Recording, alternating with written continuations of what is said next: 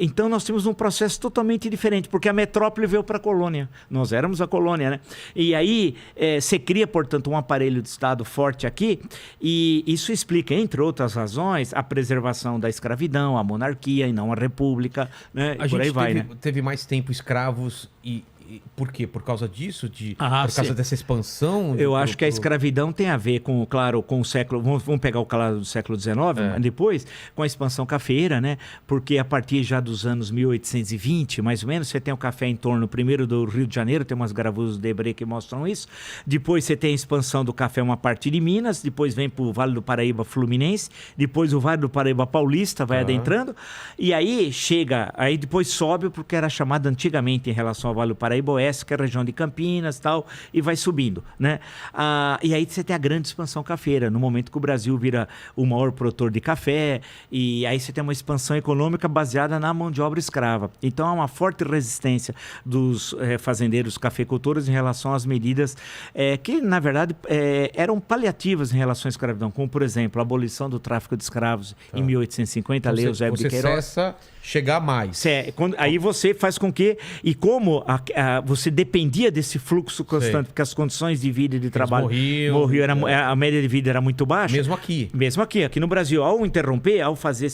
Você parte do pressuposto que, a partir de então, a tendência é a diminuição do número de escravos. Só que isso levaria muito tempo para acabar. Aí, 21 anos depois, vem a lei, em 1871, a lei do ventre livre, a lei Rio Branco. Quem nasce a partir dali. Aí coloca uma série de obstáculos também para a liberdade imediata. Então, se você ficava na fazenda, isso depois eu toco isso, explico no livro, você pode ficar tanto tempo, tal, o chamado ingênuo, aí se cria um fundo de emancipação, mas aquilo também não resolvia a questão do final da escravidão.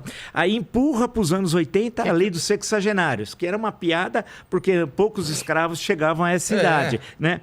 Até finalmente chegar a abolição em 13 de maio de 1888. Só que nesse processo todo, o livro apresenta o movimento abolicionista, que aí é o primeiro movimento de massas que você pode chamar da história do Brasil, participação das classes urbanas, né, com o surgimento das classes médias, estudantes, jornalistas, médicos, etc., advogados, que aí, tanto que antes da abolição ocorrer no Rio de Janeiro, abolição em todo o país, você tem a abolição no Amazonas, você tem a abolição no Ceará e no Rio Grande do Sul, 3 províncias, que antigamente os estados eram chamados de províncias no Império, né? E então eu apresento esse processo até chegar à proclamação da República no ano seguinte, que nós temos particularidades, que enquanto a América Latina inteira era república, isso é tanto o México teve um breve período de um ano e pouco de monarquia, nós éramos um império, quer dizer, totalmente diferente do resto. Totalmente atrasado. Era uma outra forma. Aí vem a república, aí se constrói uma república, aí se descentraliza o poder era muito centralizado no Rio, se descentraliza para as províncias que viram estados, tal, aí cria-se uma nova forma de sistema político, e ao mesmo tempo você tem uma enorme expansão, porque o café se expande mais, e São Paulo se transforma na chamada locomotiva do Brasil, que é uma expressão criada depois naquele período.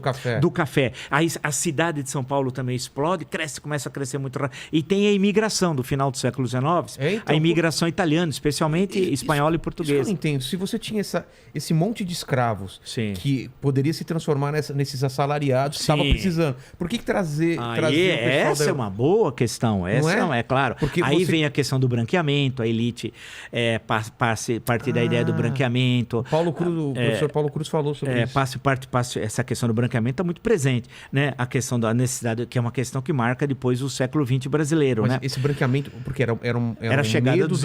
Era medo de algumas pessoas. Porque o Brasil era um país negro, né? A maior parte eram negros e tal. Então você queria branquear a raça. Era uma coisa que se falava como se fosse... Eugenia. Aí é eugenia. Eugenia está presente nos anos 30 para o século XX, uma coisa toda hora. Se cria até sociedades eugênicas. Era um negócio descarado. Hoje a gente acha... Não era tão secreto assim. Não.